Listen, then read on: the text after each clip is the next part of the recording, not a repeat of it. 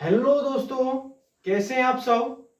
मैं संदीप जैनर एक बार फिर आपका मैथ्स बाय संदीप सर में स्वागत करता हूं। तो दोस्तों, मॉर्निंग में मैंने जैसे आपको एक यूपी पुलिस जेल वार्डर और फायरमैन के लिए एक स्पेशल वीडियो बनाकर दी थी। आपने बहुत दिनों वो देखी भी है, वीडियो अच्छी भी लग रही है आपको। तो इस वीडियो से देखने से पहले आप एक बार उस वीडियो को जरूर देखिएगा। उसका लिंक आपको डिस्क्रिप्शन में मैंने डाल दिया है। अगर आप उस वीडियो को देख रहे हैं, अगर आपने देख लिया तो ठीक है, नहीं देखी है तो एक बार देख लेना है। बहुत अच्छी लगेगी आपको वीडियो। उसमें मैंने सब कुछ समझाया है कि जेल वार्डर की तैयारी कैसी करनी है, फायरमैन को क्या क्या करना है, सब कुछ चीज उसके बारे में मैंने बताई है। तो आज ये पहली वीडियो है जेल वार्डर और फायरमैन के लिए, और वैसे आर.एस. अग्रवाल के भी लिए, जो आर.एस. अग्रवाल देखते हैं उनके भी लिए है। और मैं इसमें एक नया टॉपिक स्टार्ट कर रहा हूं जो कि है मेरा लाभ एवं हानि। है तो चमक रहा है ना, लाभ और हानि। ये एक चैप्टर है, नया चैप्टर स्टार्ट कर रहा हूं बिल्कुल जीरो से। अगर आपने लाभ हानि कहीं पढ़ा हो, बिल्कुल पढ़ा होगा, मैं नहीं कह रहा नहीं पढ़ा हो। एक बार इस वीडियो को लास्ट तक देखिए, आपको बहुत कुछ चेंजिंग में मिलेगा। तो ये पहली वीडियो है, इसमें मैं किताब के क्वेश्चन नहीं समझाऊंगा, इसमें मैं आपको बेस कराऊंगा भैया कि आपका प्रॉफिट एंड लॉस का अगर बेस बन जाएगा तो बड़े बड़े क्वेश्चन आप मिनटों में करोगे। अब बेस बनाने की क्या बात है, सबसे पहले बेस की बात करें तो इसमें चार चीजों की बात होगी। सबसे पहले हम चार चीजों को अच्छे से समझेंगे, चार चीज निकालनी सीखेंगे। अगर चार चीज निकालनी आ गई तो फिर लाभ निकलवाए हानि कुछ भी निकलवाए, फिर आप सब कुछ निकाल देंगे। समझ में आ रही बातें। देखिए, मैं आपको एक बात और बता रहा हूं, सभी एग्जाम होने वाले हैं, आपको सभी को पता पड़ गया है। जेल वार्डर की डेट आ गई है, अभी एनटीपीसी ग्रुप डी की भी डेट आ जाएगी, सब कुछ हो जाएगा। आप बिल्कुल टेंशन मत लीजिए। लॉकडाउन चल रहा है कि पेपर नहीं होगा, ये नहीं होगा, सब कुछ आपको पता है। अनलॉक चल रहा है, लॉकडाउन खत्म हो गया है और अनलॉक में सब कुछ चीज खोल दी गई है।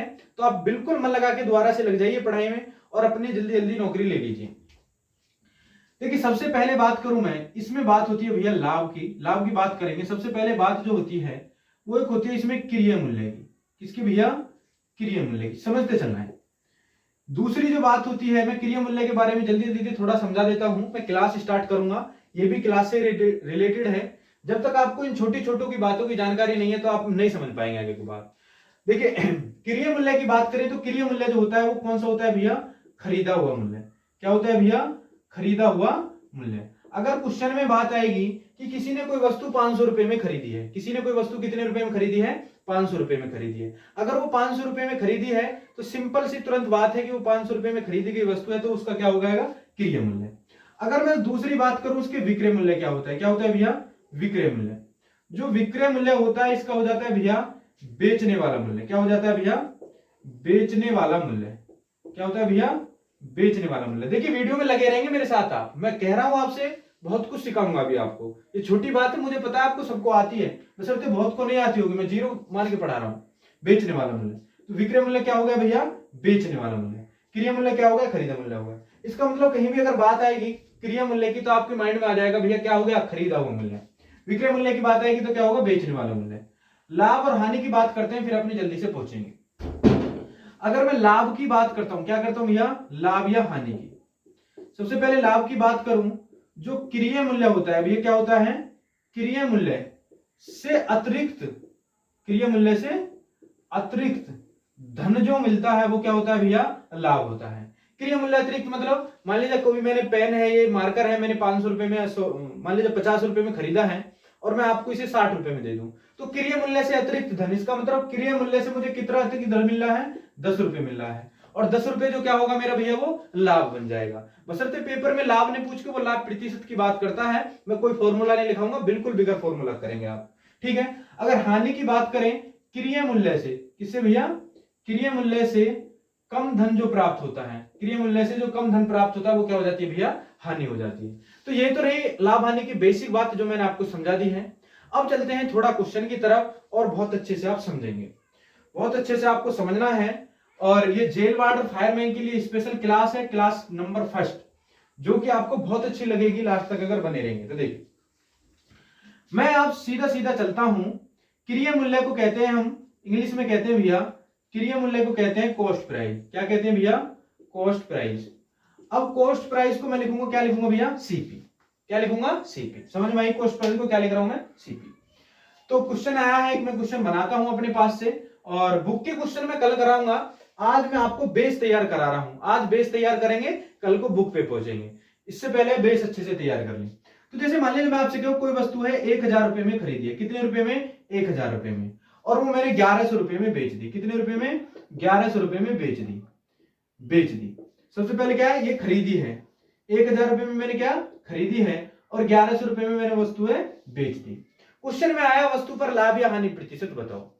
तो वस्तु को लाभ या हानि प्रतिशत बताओ, लाभ या हानि प्रतिशत बताओ। एक छोटी सी बात मुझे बता दीजिए भैया, मैंने क्या बताया है कि पेपर में क्वेश्चन की जो बात होगी वो लाभ या हानि प्रतिशत की बात होती है, ना कि लाभ या हानि। अगर लाभ या हानि की बात करेंगे केवल, तो हमें पता है 1000 रुपए की चीज 1100 में दे दी है, तो 100 रुपए का क्या हो जाएगा? लाभ नहीं पूछता, वो लाभ प्रतिशत पूछता है। अब देखिए लाभ प्रतिशत निकालते कैसे हैं, लाभ या हानि प्रतिशत, मैं फॉर्मूला नहीं बताऊंगा, मैं सीधा सिंपल तरीका बता रहा हूं आपको। आप कहेंगे भैया देखिए 1000 रुपए की कोई वस्तु थी, कितने रुपए की? 1000 रुपए की, 1100 में मैंने बेच दी। कितने में बेच दी है? 1100 में मैंने वो बेच दी है।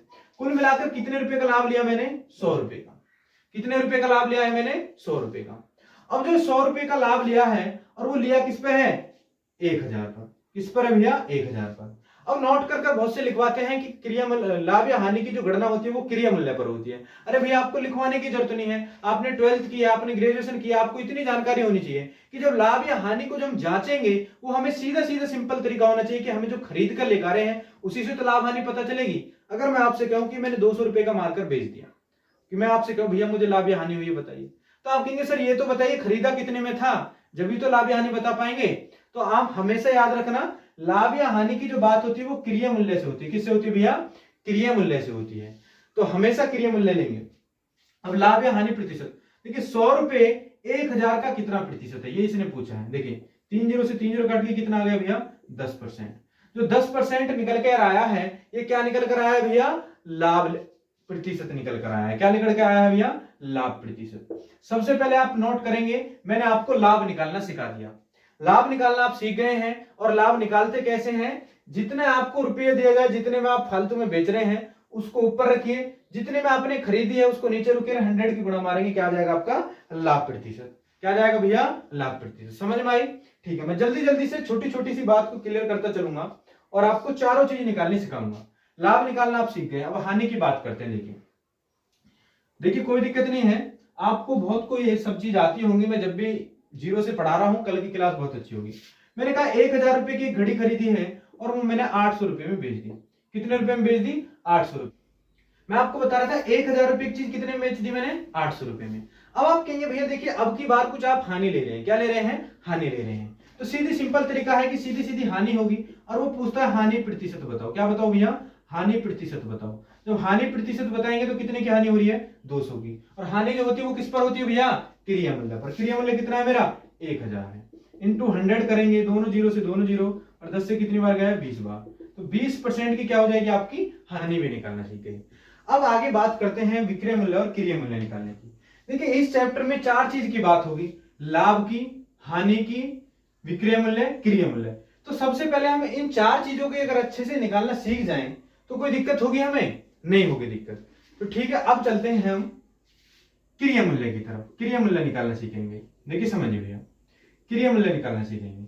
अब क्रिया मूल्य की बात करें तो देखिए क्वेश्चन में मैं आपसे कहूं कि एक वस्तु मैंने 1200 रुपए में बेची। कितने रुपए में? 1200 रुपए में बेची, और मैं इस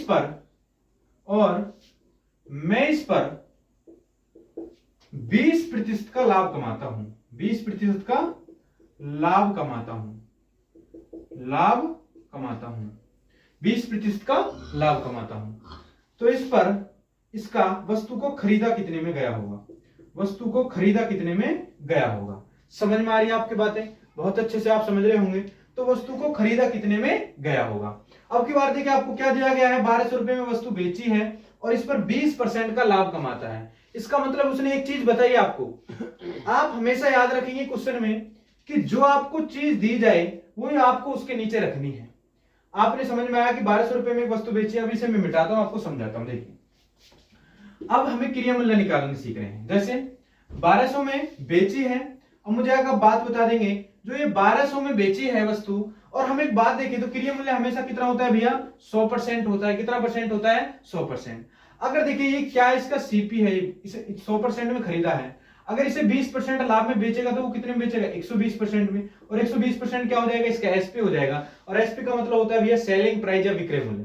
इसका मतलब परसेंटेज की बात करें तो कितना है भैया, 120%। अब यहाँ पर कितने में परसेंट में बेच रहा है, 120% में। यहाँ पर कितने में बेचा है, 1200 में बेचा है। इसका मतलब 1200 जो है वो 120% के बराबर है।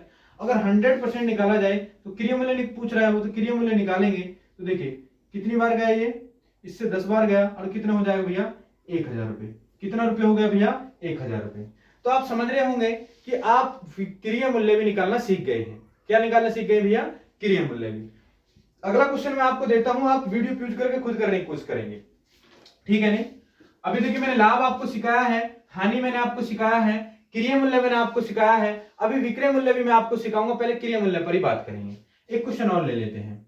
एक वस्तु 800 रुपए में बेची गई, 800 रुपए में बेची जाती है, 800 रुपए में बेची जाती है। यदि इस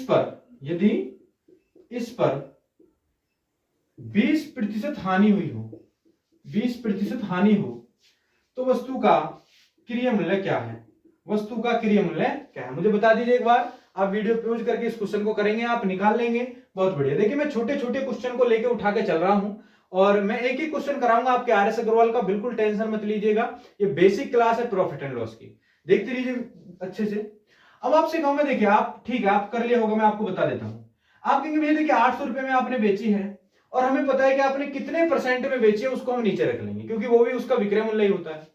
अब देखिए आप 20% हानि में बेची है, इसका मतलब देखिए 100% क्रिय मूल्य होगा, 20% हानि का मतलब 80% में बेच दी होगी। कितने परसेंट में, 80% में। इसका मतलब यहाँ पर 800 रुपए में बेच रहा है और वहां 80% में बेच रहा है, तो 800 बराबर किसके हैं, 80% के। अगर मुझे क्रिय मूल्य चाहिए तो 100% निकालेंगे, और इसे देखिए ये कितनी बार गया, 10 बार गया, और कितना आ गया भैया, 1000 रुपए। कितना रुपए आ गया, 1000 रुपए। समझ में आ रही है बातें। यहीं से थोड़ा क्वेश्चन को बढ़ा देता है और क्वेश्चन पूछ लेता है। मैं आपको समझाता हूं क्या पूछता है, देखिए समझिए भैया, देखिए समझिए थोड़ा सा। देखिए क्वेश्चन आ जाता है, ये क्वेश्चन थोड़ा बड़ा हो जाता है, मैं आपको समझा देता हूं। ये क्वेश्चन यूपी पुलिस में 2 बार पिछली शिफ्टों में पूछा गया है, जो मैं अब करा रहा हूं। देखिए क्वेश्चन आता है, एक वस्तु 1300 रुपए में बेची जाती है, 1300 रुपए में बेची जाती है, 1300 रुपए में बेची जाती है। यदि इस पर 30% का लाभ होता है, यदि इस पर 30% का लाभ होता है, चल समझते रहना है। यदि इस पर 30% का लाभ होता है तो 10% लाभ कमाने के लिए, 10% लाभ कमाने के लिए उसे कितने में बेचना होगा, उसे कितने में बेचना होगा, 10% लाभ कमाने के लिए उसे कितने में बेचना होगा। समझ में आ रही होगी बातें। क्वेश्चन वही है जो मैं आपको करा रहा हूं, बस थोड़ी सी लैंग्वेज को चेंज किया है। अगर डायरेक्टली इस क्वेश्चन को मैं आपको देता तो आपको बहुत अजीब लगता, बहुत अच्छे से आप समझ गए होंगे, आप क्वेश्चन कर भी लेंगे। जैसे अब अगर आप 1300 रुपए में कोई वस्तु बेच रहे हैं, कितने में बेच रहे हैं भैया, 1300 में। आपने 1300 रुपए में कोई वस्तु बेची है और 30% का लाभ हुआ है, तो आप सीधी सी कहेंगे भैया अगर आप यहाँ पर 1300 में बेच रहे हैं, हम देख रहे हैं वो कितने में बेची है आपने, तो आपने 30% का लाभ लिया है, तो वो 130% में बेची है। कितने में बेची है, 130% में। अब 130% में बेची है, वो कह रहा 10% का लाभ हो। अब की बार उसने क्या नहीं पूछा, क्रिय मूल्य नहीं पूछा, उसने क्या पूछा, 10% का लाभ हो। तो मुझे आप बता दीजिए, देखिए 100% क्रिय मूल्य होता है, 10% लाभ लेने के लिए कितने में बेचेगा, 110% में। तो 110 के यहाँ पर गुणा मार देंगे। वो कहता 20% का लाभ हो तो 20 की गुणा मार देते। वो कहता उसे कितने में बेचेगी, 40% लाभ हो तो 140 की गुणा मार देते। वो कहता उसे कितने में बेचेगी, 10% की हानि हो तो 90 की गुणा मार देते। समझ में आई है ना बात, बहुत अच्छे से आगे होगी। इसे काटेंगे तो 10 बार गया और आंसर कितना आ गया भैया, 1100 रुपए। आंसर कितना आ गया भैया, 1100 रुपए। तो उसे कितने में बेचना होगा, 10% लाभ के लिए 1100 रुपए में बेचना होगा। तो आप क्रिय मूल्य भी निकालना सीख गए हैं और आप लाभ निकालना सीखे, आप हानि निकालना सीखे। चलते हैं विक्रय मूल्य की तरफ। अब चलते हैं थोड़ा विक्रय मूल्य की तरफ, समझ में आ रही है। अब देखिए विक्रय मूल्य समझिए, आपसे कहेगा एक वस्तु है 2000 रुपए की। कितने रुपए की भैया, 2000 रुपए की। एक वस्तु है 2000 रुपए की, इस पर उसे 20% लाभ कमाने के लिए, 20% लाभ कमाने के लिए, 20% लाभ कमाने के लिए उसे कितने में बेचना होगा, उसे कितने में बेचना होगा। उसे कितने में बेचना होगा? अब थोड़ा समझेंगे आप, उसे कितने में बेचना होगा। आप कहेंगे भैया देखिए 2000 रुपए है, 20% लाभ कमाने के लिए उसे कितने में बेचना होगा? ये 2000 रुपए की भैया खरीदी है। अब आप कहेंगे देखिए जो विक्रय मूल्य निकालेंगे हम, सीधी सीधी सिंपल तरीका बताऊं आपको। आप कहेंगे देखिए 2000 रुपए की चीज है और आपको देखिए 20% लाभ कमाना है, तो ये 2000 जो है ये भैया क्या है? क्रिया मूल्य है। अरे खरीदा हुआ मूल्य क्रिया मूल्य ही तो हुआ, खरीदा हुआ मूल्य क्या हुआ? क्रिया मूल्य हुआ। और क्रिया मूल्य हमेशा होता कितना है? 100% होता है, तो 100 को नीचे रख देंगे। अब करा 20% लाभ कमाने के लिए, तो 20 की गुणा मार देंगे। अब देखिए 20% लाभ कमाने के लिए वो कितने में बेचनी होगी? 120 में बेचनी होगी, तो 120 की गुणा मार देंगे। देखिए 2 जीरो से 2 जीरो, 12 दूनी 24, तो कितना आ गया भैया? 2400 रुपए आपका आंसर आ गया। मुझे बता दीजिए समझ में आ रहा है नहीं आ रहा है? मुझे एक बार बता दीजिए समझ में आ रहा है नहीं आ रहा है? कितना आंसर आ गया भैया आपका? 2400 आ गया। चलो एक और निकाल के देखते हैं और आगे चलेंगे एक क्वेश्चन की तरफ और इसका भी क्या निकालेंगे हम? विक्रय मूल्य निकालेंगे। अभी देखिए आप सोच रहे होंगे बहुत से कि भैया क्या पढ़ा रहे हैं, छोटे छोटे क्वेश्चन हैं। अरे छोटे नहीं है ये, आपको मैं बहुत अच्छे क्वेश्चन भी कराऊंगा, बशर्ते देखिए जो मीडियम साइज के जो नॉर्मल बच्चे हैं, मेरा मतलब है कि सब पर मैथ आना चाहिए। और सब पर मैथ कब आएगा? जब छोटी छोटी सी बात सबको पता होगी। तो मैं स्टार्टिंग से बात लेकर चल रहा हूं जीरो से। तो एक क्वेश्चन और करेंगे।